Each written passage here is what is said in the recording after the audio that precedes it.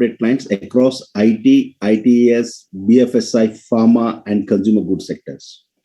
It has onboarded 8,000 plus members from 69 countries, 90 plus leadership experts. They coach from 10 countries, coaching these members to actively manage their career and help in charting their growth path. It has launched the TSIM premium services with 2 corporate clients for coaching 100 plus employees. It has recently sold its first enterprise sandbox model to a blue chip corporate for their employees. The company's revenue has been contributed from enterprise as well as a B2C business. Slate is creating India's most comprehensive SME data repository by offering them a real-time invoicing, payments, and reporting platform that seamlessly integrates with the other accounting packages. Slate presently has 10,000 users, including 1,000 CAs and tax advisors that bundle Slate's platform as a co-branded services to their own customers in order to automate reporting, inventory management, invoicing, and collections, and other financial management functions and tools. Slate has partnered with over 500 resellers and a software distributor to reach out to the end users, thereby ensuring that Slate's client acquisition cost is the lowest in the industry. And coming to our subsidiary, Slate Analytical Private Limited, a wholly owned subsidiary of the company, has raised 52.4 million by way of preferential allotment of pre-Series A cumulative compulsorily convertible preferences to new investors. Srini, I think you said Slate, it should be Signal, right? Signal, yeah. Thereby, Xelpmoc shareholding in Signal has changed to 91.95% on a fully diluted basis, and it has now become a majority-owned subsidiary of Xelpmoc. During the quarter, the company has incorporated its wholly owned subsidiary, Xelpmoc Design and Tech Limited UK, for facilitating its international expansion plans.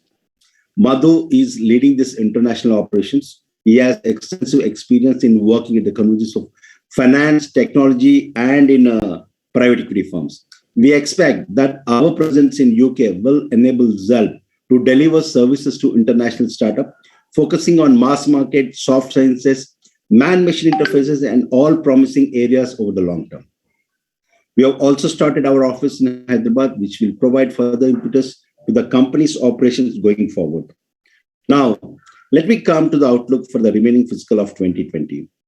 We see a promising growth in our portfolio companies, given that they are concentrating on the 2 unaddressed area of the economy.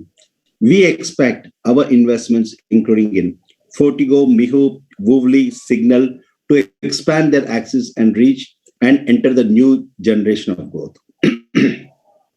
We continue to maintain our cautiously optimistic outlook given the underlying economic volatility.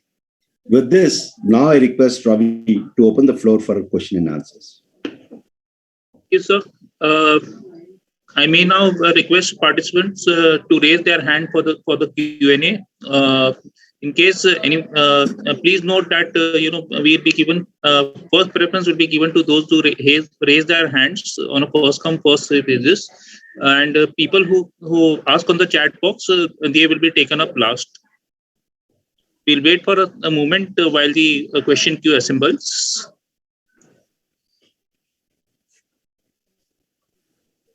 Yes, we have a question from the line of Mr. Rudresh Kalyani. Mr. Rudresh, please go ahead. Hi, Sandeepan. I have got a couple of questions. See, as we get... am I audible? Yes, we can hear you clearly. Yeah. I was... as we are getting nearer to the cessation of revenue from the service domain, how much are we expecting from it 1 year down the line? And what will be the margins with respect to it? Srini should answer that question better because numbers and all are not something we can divulge that way. But frankly speaking, right now we are not in a position to comment anything on the future numbers. But yes, as far as the services, as the business is concerned, as we have commented in our previous analyst call, we are looking to see some traction Q1 of next financial year. Okay. And second question is about the customer churn rate as well as the reputation rate. See, the services part that we will take, we are not looking at high churn there. But in the past, what we have done were one-off projects and all, and they were more of solutions than anything else. So the nature of business would be slightly different from the new customers that we are trying to acquire and building the pipeline from there. And these, some of them would at least be long-term contracts. Till now, what we have done has mostly been innovation projects, which has had its own life, and then it sort of hand it over and we go along. I guess it'll be a mix of both this, but for sure, we are looking at some long-term contracts which would have a tenure of more than a year, 2 years, a normal software practices. So that mix is going to come in from next financial year with the new customers coming in. That's it from my end. Thank you. Thank you, Rudresh. Thank you. The next question is from the line of Mr. Venkat. Mr. Venkat, I have unmuted you. Please go ahead.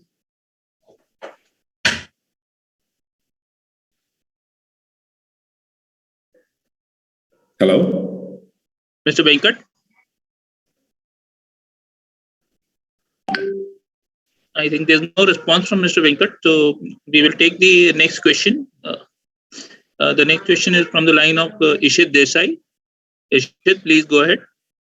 Yeah, hi sir. Thank you for the opportunity. Sir, I wanted to understand more about our partnership with the domestic VC ecosystem, right? Because our investments in this early stage startups, as we move forward, we're going to work with more and more this domestic and international VCs. So, are we working on any partnerships or deeper relationships with them, where we can run some joint programs to get access to some early stage opportunities or entrepreneurs? So, just wanted to understand on that.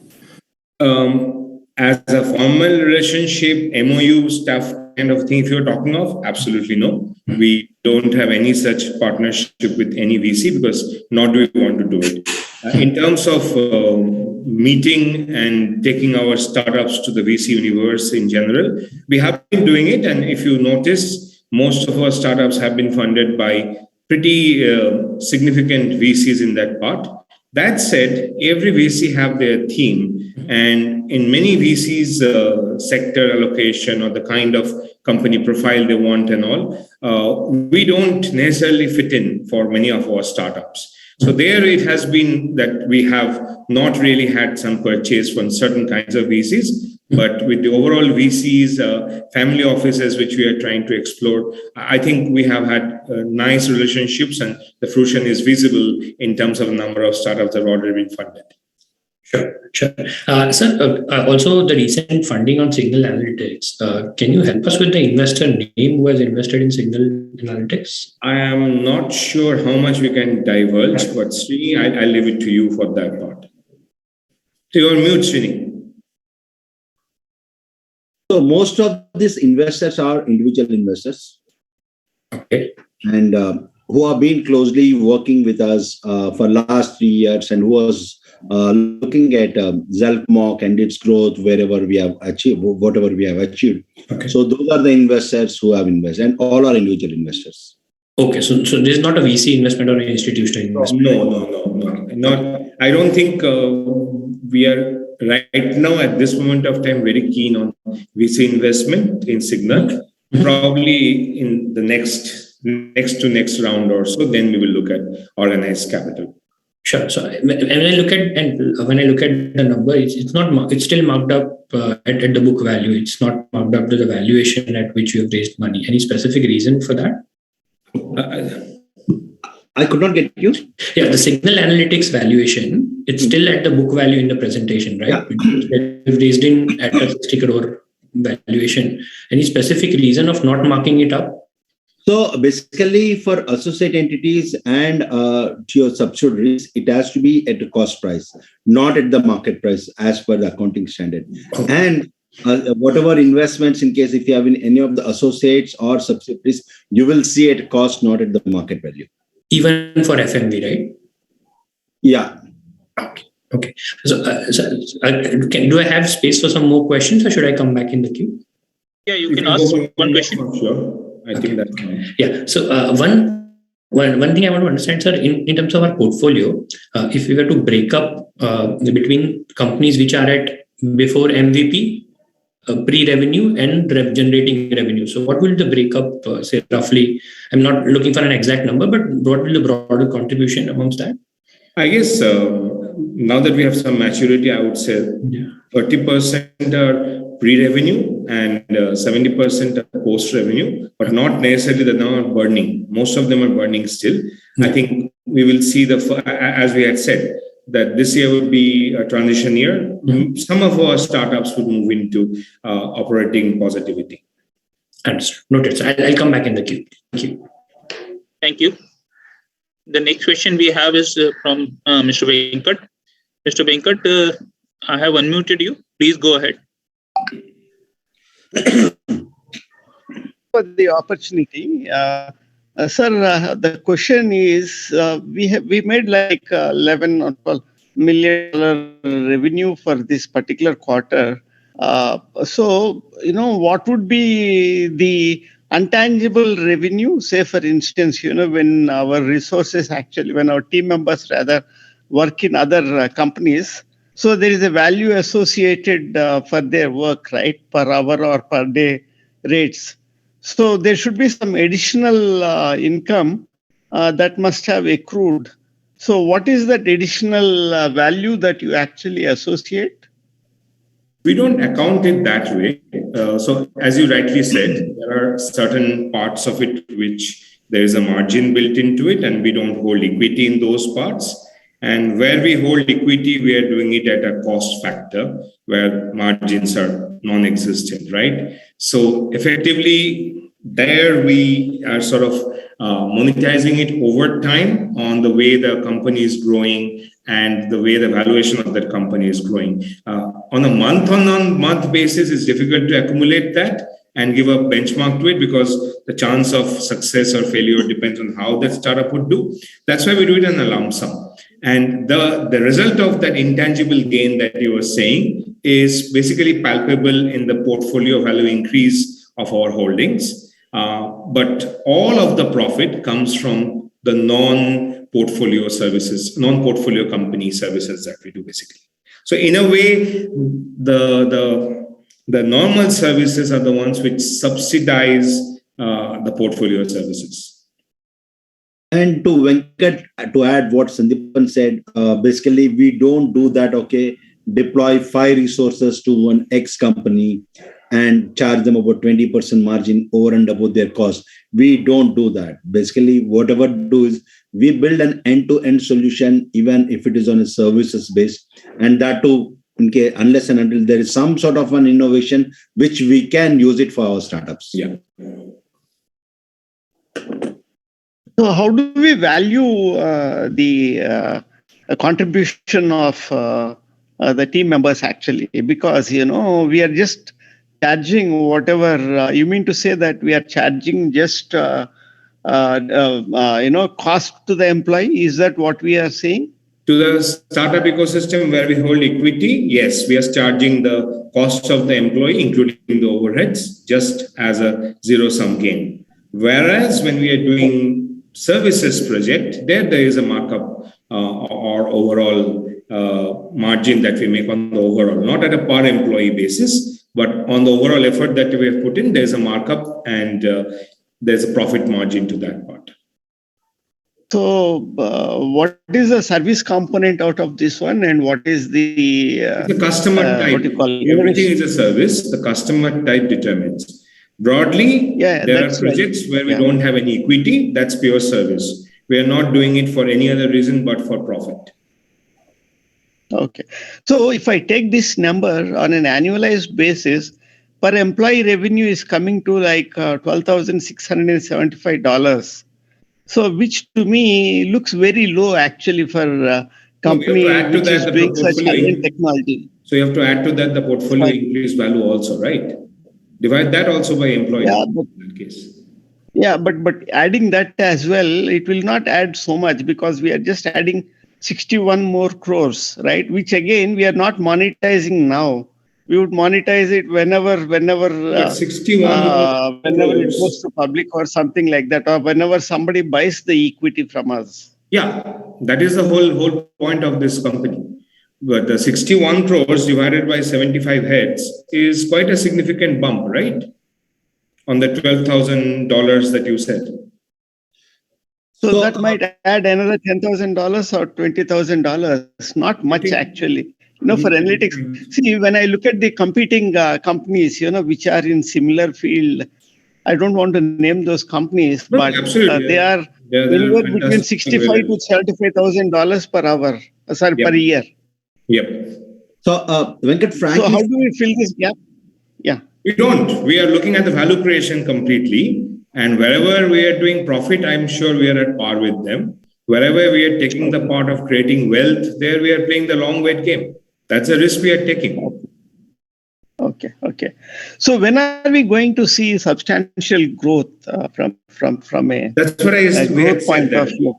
The services part as a disciplined action, we are only fruitioning from first quarter of next financial year. So April onwards, there is a special practice which is only looking at services. And the revenue mix, which is probably, Srini can correct me, let's say about 80 or 70-30 today, 70 poised towards our portfolio company. We hope that goes to a 50-50 or 40-60 kind of a breakup in the short term.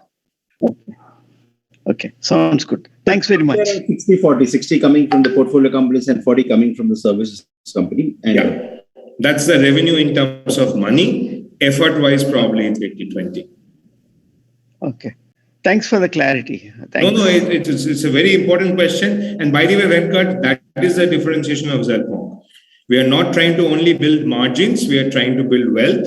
And our hope is that if you see, you're looking at an averaged out holding. But if you look at the vintage-based holding and you accumulate a 5 to 6 year rotational part where the real value unlocks, then you will realize that the per capita income is significant even if you amortize it over multiple years. Okay, sir. Thank you very much. Thank you so much. Thank you. The next question is on the line of Mr. Ashok. Mr. Ashok, I have unmuted you. Please go ahead. Yeah, hello, sir. Pleasure to talk to you. Hi, Ashok. So during one of the earlier conversations, you mentioned that you are in discussion with some company which deals with metaverse, right? Is that still on the cards? We said we call it virtual. If I remember myself, I said metaverse is that's right. Word, but more of virtual part of it. Yes, that's on the cards. Great. Any new company which we are talking to in terms of portfolio investment, which you can reveal at this point in time? We are always talking to new companies. We have told the sectors that we are talking in, but as and when they mature and they're sort of disclosable, we disclose it immediately on the official channels onto that part. As of now, whatever was disclosable, we have disclosed. But remember that for every company that makes it to the notice in BSE, there are 5-6 companies which have come through a funnel of 30 or other companies which we have not really matured or fusioned into it. That's a patient process with high attrition, but that's what keeps our stock as healthy as we possibly could do logically. Okay. And we had also set up the Hyderabad operations, right?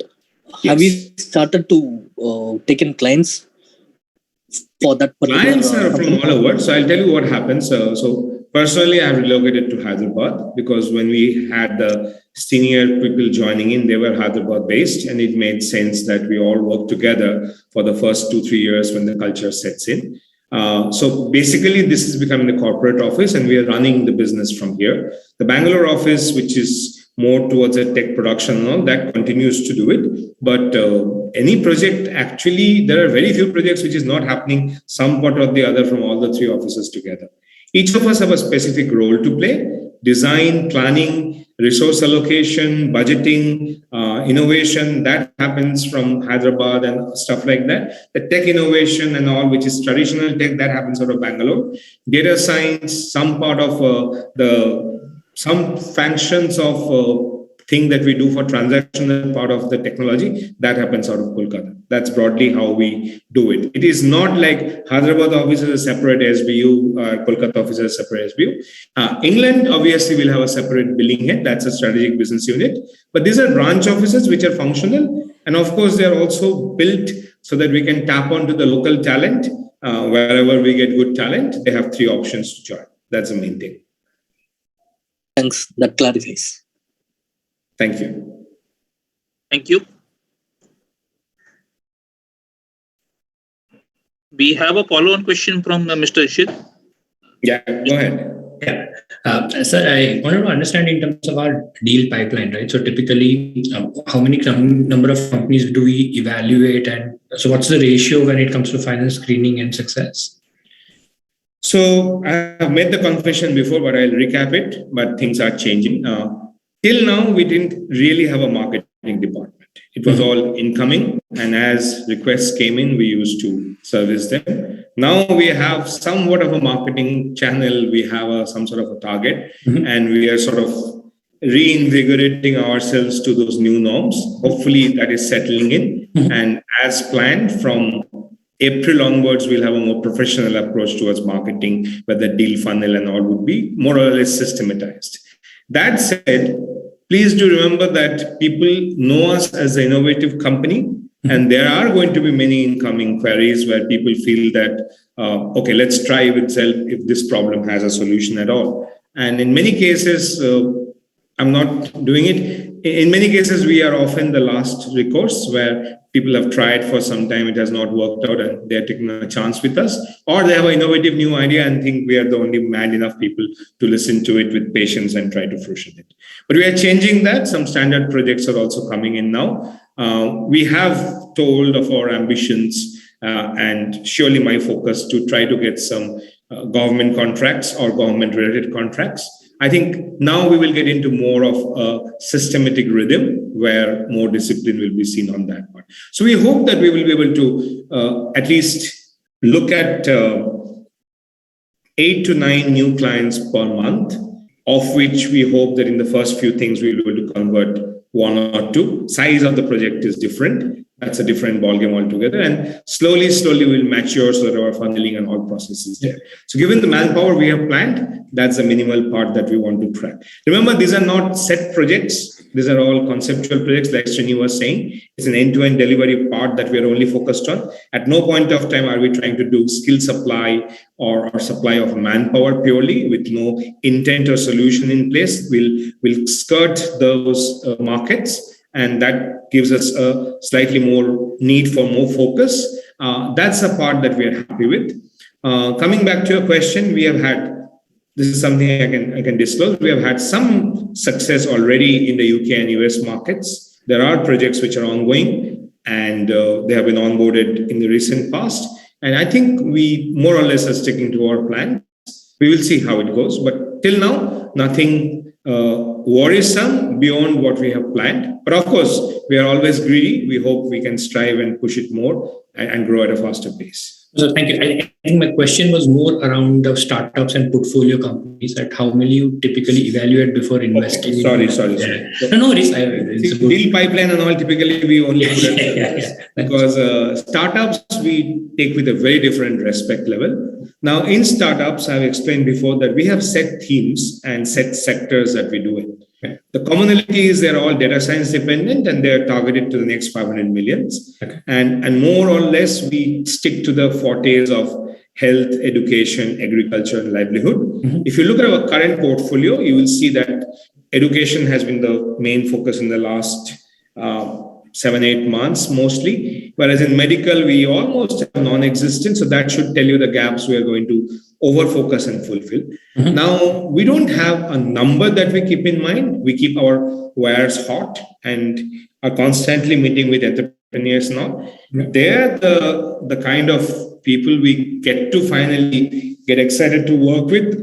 That is like a 3 to 5% chances. We keep on meeting startups and all, but unlike a financial event, we actually have to see a lot of psychological parts that we can add value to them. We respect each other. We can work with each other. So that is there. That said, even there we are trying to discipline. There are very, very senior people who have joined, who have we have discussed the value of, and we are learning the value of discipline, having a target. I think we would see some numbers per quarter basis coming. Probably from the next quarter, we'll have a better plan. And when we have a plan, as and we'll have an action plan, what we are going to do, we are going to tell it to you people and then do it. We're not going to hide it and then try to do it. So, Srini, if you have something to add, I don't know how much more we can. That's perfectly fine. Yeah. Yeah. And sir, in terms of number of investments made, I'm only talking about startup portfolios now. How many write-offs or lower, how many valuations have been lower down when we have a lower round, and how many in terms of percentage of total investments made or numbers, whichever is? Yeah, broadly, percentage was, I can tell you, it's between 25 and 33. That's my thing. The exact numbers Srini can probably tell. You're on mute, Srini. You're on mute. Yeah, basically what we do is we do look at every quarter on a quarter basis the performance of the portfolio companies. In case if they are not going anywhere or if they are in the right direction, we do write off. That's the reason why, in case if you look at our balance sheet, every year you will see one or two portfolio companies which are written off. Or in case if they are not going anywhere, at times if there is an opportunity, we also do an exit. Understood. Sure. And sir, have you looked at trying to expanding bandwidth to sectors like, say, direct to consumer, which again has a very strong data science role to play, wherein data customer feedbacks are of great importance, which are of retail industries? Have you looked at going beyond some of these industries and looking at all the time? As I said, that we don't look at sectors per se. As long as the basic tenets are made that we are serving the next 500 million primarily, and it's affecting one of those health, education, agriculture, livelihood sectors, or in general purpose technology, something which is multilingual or video, audio based, we are always looking out. So we look for the entrepreneur more than the sector focus, to be very frank. And yes, they happen to be in these sectors and all. For example, D2C is a marketing buzzword. Yeah. What he explained about Woovly and all, it's an enabler of D2C. So we already have something on that space. Would we look very eagerly at someone who's trying to do an D2C venture in, let's say, a kind of a input supply to farmers? Absolutely. We'd be excited to work with such a partner, but the entrepreneur has to make sense to us. Sure. And the last question from my side, sir. In your existing portfolios, right? Someone who is at very recent stage but getting very good traction or something you are very excited about, given the initial response. Are there any portfolio companies currently beyond the ones which you have mentioned, of course, which you've already mentioned? Not a portfolio company, but the structure that we have formed for Signal and the response we have got, the kind of entrepreneurs we're getting to interact, some of the things that we are already more or less looking at closing. I think it has been a pretty good experience, much better than we thought. Sure. Thank you, sir. Thank you. Please remember, Signal is at least a cluster of 4 startups under it. So it's an exciting. Got a broad sense from what you tried to explain last time. I think this is the best we can understand right now, right? As in when we get to know. We also don't know everything. We are figuring it out. Yeah. But we know that we are going to tackle a sector instead of tackling one startup at a time and having a problem and making them cross-pollinate. So we are trying to root out the problem at the base, and we are learning on the way. But till now, so far, so good, better than expected. Understood. Perfect, sir. Thank you so much, and good from my side. Thank you. Thank you. Thanks, Ishit. The next question we have is from Dhwanil Desai. Dhwanil, please go ahead. Hi, Sandeepan. Good afternoon. You're able to hear me? Yes, Dhwanil. Go ahead. Yeah. So again, pretty basic question, but so basically wanted to understand how do we decide about exit from our existing investment? Is there certain scale, certain valuation? I mean, what are the kind of things that you look out for scaled up investments? Money that we have put in has multiplied. What are the parameters on which you will decide that we will make an exit. And a follow up on that, or a related question on that, is that let's say there are investments which we are in fourth or fifth year, and they've scaled up, and we make an exit and we come out with a significant amount of cash. What do we do with that? I mean, is there any thought process around what can we do, what should we do with the money that you get from exit? Right. So first, I'll take your first question first. I've always said that we don't believe that less than 7 years of any startup we would look at it. That said, this is the year some of them will turn that magic number, and we will look at it. But we essentially would always do it on a case-to-case basis. We are not matured enough to have a set principle or a set numeric approach to it. We have started thinking on those issues now because the maturity and the vintage of our startups are reaching that 7-year age. But there are always exceptions. We have taken exit. We have written off some of these things. That's on a case-to-case basis based on what we believe is, are we adding more value? Is there something that we think that we would do it? Should we block this sector because, or should we give it a cooling period for some time so that we can re-enter it and we have probably achieved whatever we could in this space? That will be there. Coming to your second question, my first reaction is that we are in the path of growth right now. Any money coming in, I would rather want to deploy it for other growth opportunities than anything else, at least for the next 3-4 years. That said, that's my personal preference. We are a well-governed body with the board coming in, and at any point of time, the board's decision is final. I have no prior inkling to it, nor do I want to have it. And I do believe the board is also not a very set board. They are not people who are wishing to do it by the rules and they don't throw rule books.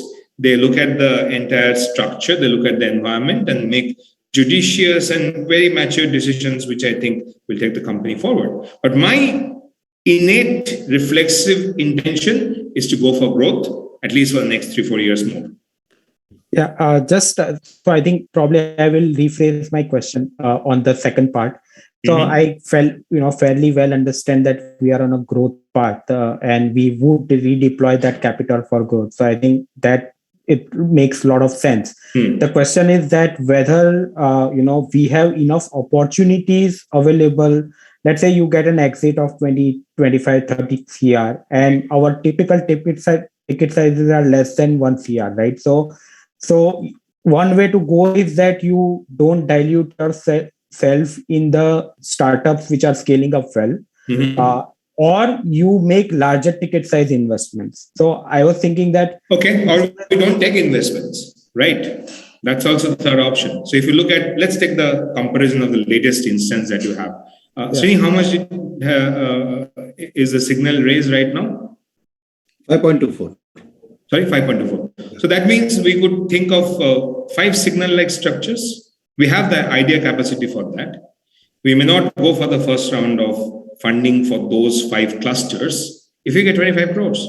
Okay, got it. There's always that. See, idea is a more premium factor for us. I don't think money has been a constraint for us, touch wood. From when we have got a good idea, when we believe in something, raising money has not been there. Yes, we have always liquidated ourselves more than that. I surely would focus on seed and pre-seed stage funding and deploy money as much as possible in that stage, than try to do a secondary follow-up on existing investments intuitively. That said, there are some of these building blocks, which are our startups, which have strategic importance for us, for our future plans. We may lend in our equity there if the situation arises, and if we have ample money to make significant debt. Okay. It's all situational. I really don't have a strategy. I'm telling you if then else conditions which all the possibilities exist. Understood. The only reasonable assumption to make is that we will have enough ideas to redeploy that capital, right? We will. That we are sure of. Yeah. So that is the question. To be very frank, we have cut our coat according to a cloth and we've always been frugal. But if you give us a lot of cloth, we can make a lot more coats. Okay, got it. And second, just I don't know how much feasible it is, but some of the startups where the scale up is happening, Is it possible to share some operational metrics so that we get sense? I think we do share, and Srini did summarize some of the key ones at the We beginning. do share whatever is in the public domain and whatever. Even in the reports, investor reports, and all key metrics of key startups are given. Yeah. Okay, sure. I'll go through that then. Thank you. Yeah. In case anyone else wishes to ask a question, you may please raise your hand and we will allow.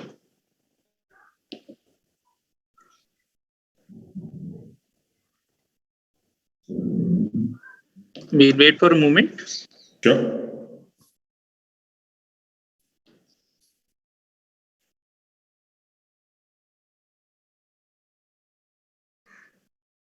Yashish, do you wish to ask a question?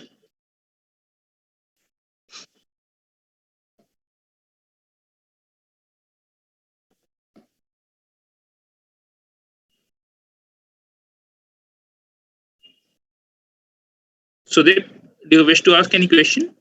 1 second. Yeah, we have a question from Amutan Iyer. Amutan, please go ahead. Hello, good evening, and thank you for this opportunity.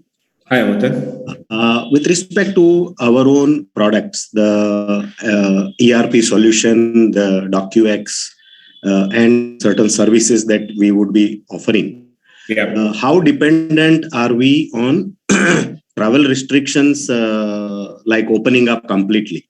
So the extended question is, if we become a kind of a free world in terms of travel, would that kind of scale up very fast? No, I don't think that's a dependency at this stage for our product suite. But it's a good question. Some of the interests and some of the pipelines and some of the existing customers who open overseas, we are taking it as a service project, but we're using some of those product components as of now. The real constraint is that when we go with the product market full-fledged, we want to deploy a sizable dedicated resource. At this point of time, we decided that it's better spent to have the management bandwidth and those resources focus on the servicing sector improvement and our portfolio companies for the moment. As I said, we next year, third quarter onwards, we'll relook at the product seriously. In between, if a good luck event happens and we get the chance, we'll exploit it. But as a focused intervention and our resource deployment, we don't see it happening before next year, third quarter. And the Hyderabad office, is it getting any extra manpower? Are we recruiting for the design development? We are recruiting people, and we are saying that you need to work with us in person. But you're free to choose any of the 3 locations: Kolkata, Hyderabad, or Bangalore. Certain functions like product design thinking and all, where the key management people, including myself, Srinivas, we are involved. Those positions are only for Hyderabad. Thank you so much. Thank you. Thank you, Mr. Iyer. Thank you. So I think there's a related question of Satyam coming up in the chat. I'll read out the question first. I'm Satyam Gupta. I'm shareholder of Xel. We have 3 products. You plan to launch new products. We have not even launched those 3 products. We have just built it, and we plan to launch, those 3 products. And there are space in our minds for 2-3 more products. One of them itself could be more of a venture by itself, which is 100% owned by Xelpmoc. There is one more from Hit Chandani. I'm not able to read the full name. It's not coming. Do we have a long-term vision where the revenues from our services business is used to invest in startups? Absolutely. If we make enough revenues, enough profits from that, then yes, we would do that part. Third, attrition rate for Q3. Not very high, but we have had some attrition, and some of the attrition is kind of discipline-led. We have seen that some people are reluctant to come to a work from office scenario back, and we are extremely stringent for our culture that is an absolute non-compromisable thing for us. In fact, the overall count has gone up from Q2 to Q3. Yeah, but attrition can happen, and we could augment with more. We have had some attrition, but more on the fact that we believe in work together than work from home. And that's something that we are not letting any other precedents or any bad precedents or any special favor being done to anyone. Yeah. Okay. There are some basic questions there. So the products are not launched yet. We are only providing services as of now. Okay, yes and no. The products are more like component inventorized now. There are components. When we provide a services business, we often use that component readily, and we prior intimate the customer and we showcase that, hey, we have these components ready. We'll extend these things to do it, but you still have to pay for the overall bill of it. Manish Agarwal asks, do we have geography-wise service revenue breakup? Srini? Yeah, so basically, in case if you are looking at India versus overseas, close to about 60% revenue comes from India and 40% comes from overseas for the previous quarter. Yeah.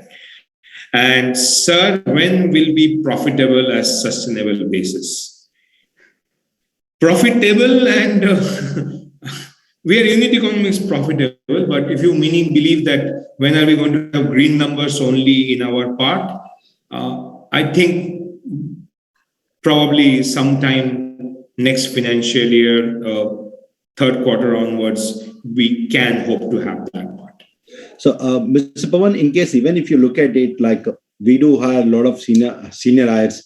If you look at breakup between the salary versus ESOP, we believe people who can be with us for a longer duration, who believes in creating wealth, that's why we give an ESOP. So if you look at even Q2 or Q3 or Q4, as we mentioned in the Q1 of this fiscal year, you will see ESOP expenses on higher side for even next fiscal year as well. But yes, as Mr. Sandeepan said, that you can see profitable, even including ESOP in next fiscal year, maybe in Q3 or Q4. Yeah.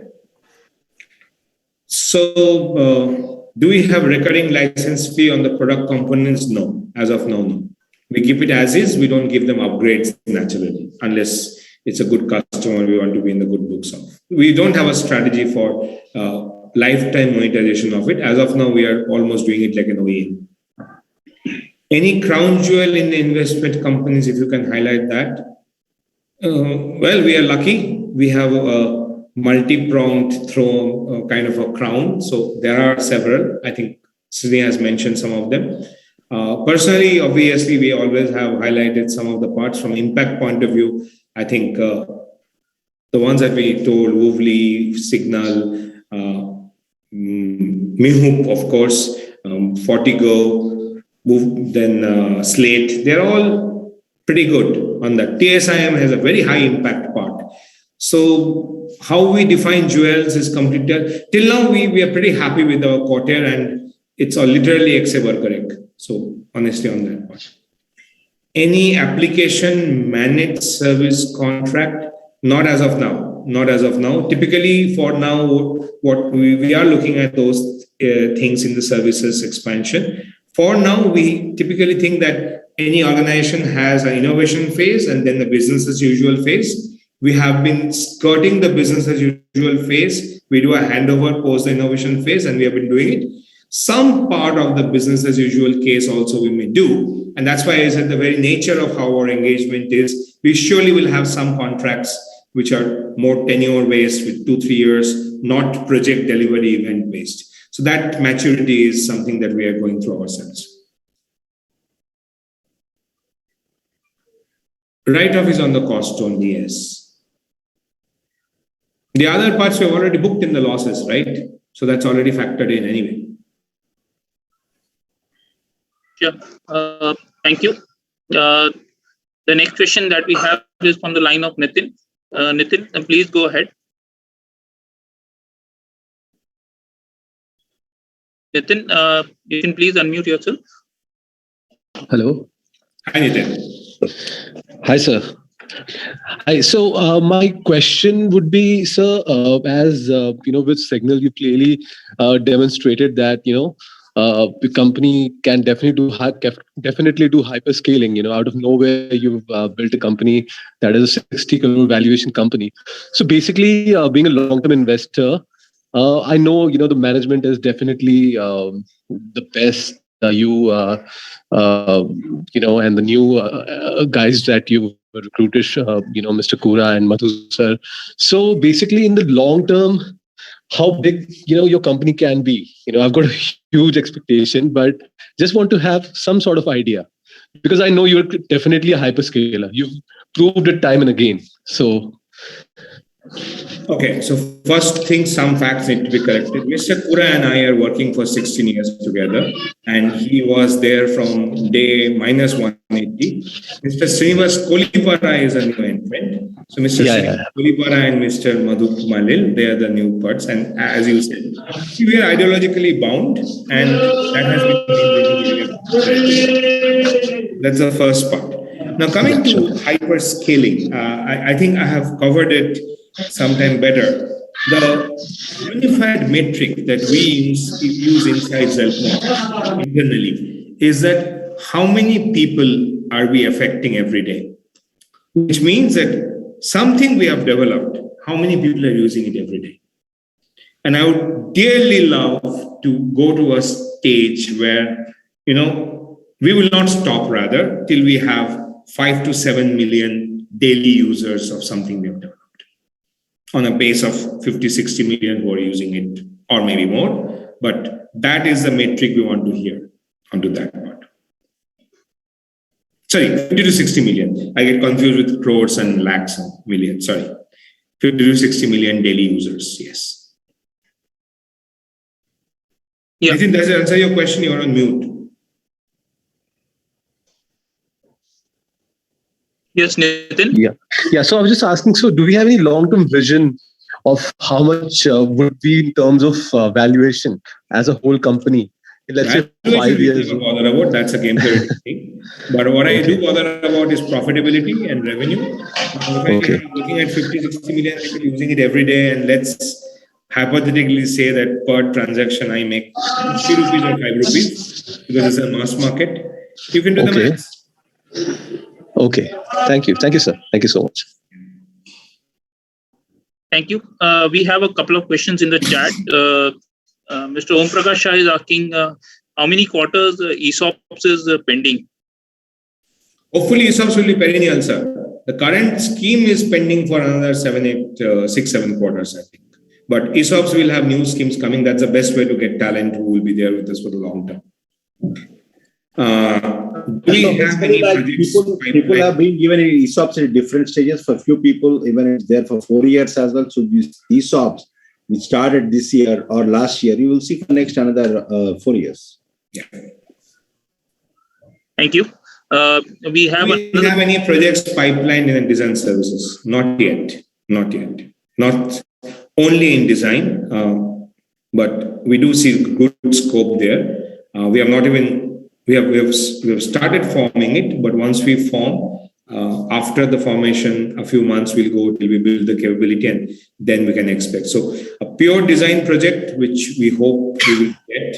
It may be that the design project is the first part of it, and then we also do the fulfillment of it. I think we can expect a pure design project to come maybe 6, 7 months down the line at the earliest. Thank you.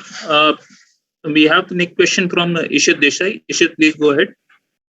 Sir, one more question. Have we come across any of the exit opportunities from some of the successful companies that any incoming investor looking to buy out our stake, but we have not exercised, thinking that the company has a maybe better potential? I mean, no one has made a hard force on us. They have suggested, and we have politely declined. Yeah, but we have come across opportunities that we can, at our discretion, would have chose to exit, right? Well, at our discretion, not at our whim. Yeah. At the point of funding, we were given a choice. We didn't exercise it. Yes. That doesn't mean that the offer still exists, right? Understood, sir. But and how many of them? Maybe 3, 4. I really would not. Tentatively, I'm not looking at the number, but tentatively, maybe 3, 4. You're right. Yeah. Okay. Understood, sir. Thank you. Thank you. We have the next question from Rudresh Kalyani. Rudresh, please go ahead. Yep, Rudresh. Hi. Srini told that we diluted 9% to individual investor. So can I get to know the demography of these investors? See, usually I can give sample profiles on the demography. Usually in the initial stage, we don't dilute easily to the individual investors like us. It will be either to the elite investors like Kunal Shah, Vijay Shekhar Sharma, or something like that. Are they those investors, or is it retail investors? I mean, with all due respect to everyone there, they're not retail investors, to come to your point. They're people who have been part of Xelp's journey since Xelp started, first believers in us, some of them, people we respect, and more importantly, people whose money we wanted, because what we felt was they bring lots more value than just the money in this round. Mm-hmm. And one more question is on the preemptive rights. So do we exercise those rights, or do we defer it and exercise? Sorry, IPO. We have not had a single company going to IPO from us. Preemptive rights. Yeah. Just to answer Ritesh, yours. For example, we did a couple of investments wherever we want to increase. For example, if you look at Slate, when other investors were investing, we also thought that we should also ensure that we don't get diluted. So we have invested. We have done bridge round for Mihoop also, but they are rare and far and forward. Usually like to deploy our cash for that. Maybe situations will change in 2-3 years. Usually, who will lead these rounds? Is it Xelp or no? The existing investors typically. Other investors lead it. Other investors do usually. Okay. Sometimes entrepreneurs, they also lead it. Okay. Fine. Thank you. Thank you. We have 3 minutes left. In case anyone else wishes to ask a question, you may please go ahead and raise your hand. We will allow. I mean, I'm okay to a little bit more than 3 minutes if there are questions, but yeah, give it to you, Arvind. Yeah.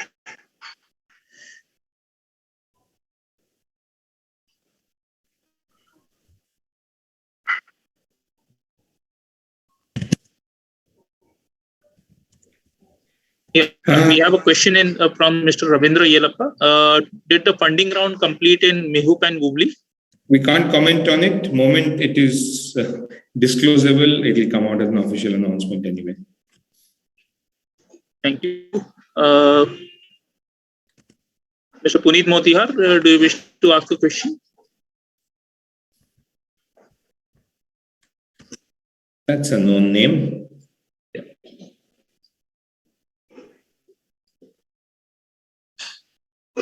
Anyone else who wishes to ask a question? May please raise your hand.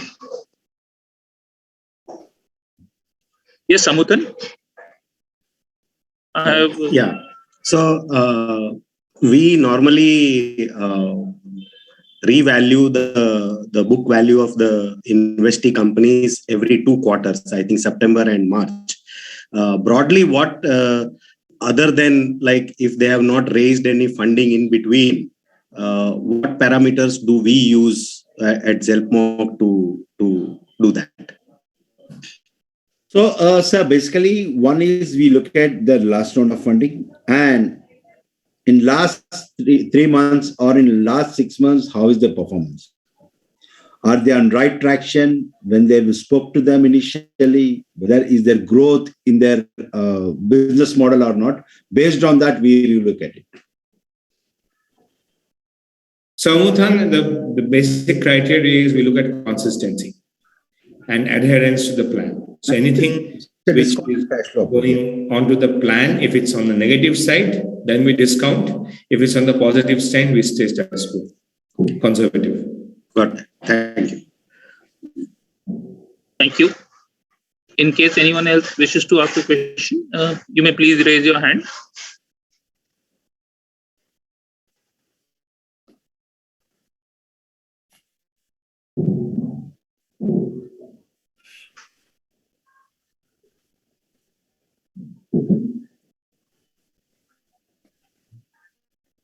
We'll wait for a moment for anyone else to ask a question.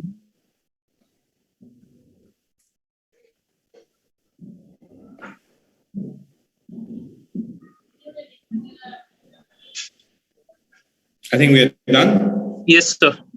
Since there are no further questions, I would like to hand it over to the management for their closing comments. Srini, this time you please give it.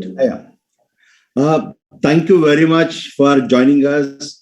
In case still, if you have any further questions, please don't hesitate to write back to us. We will respond to you as early as possible. Thank you.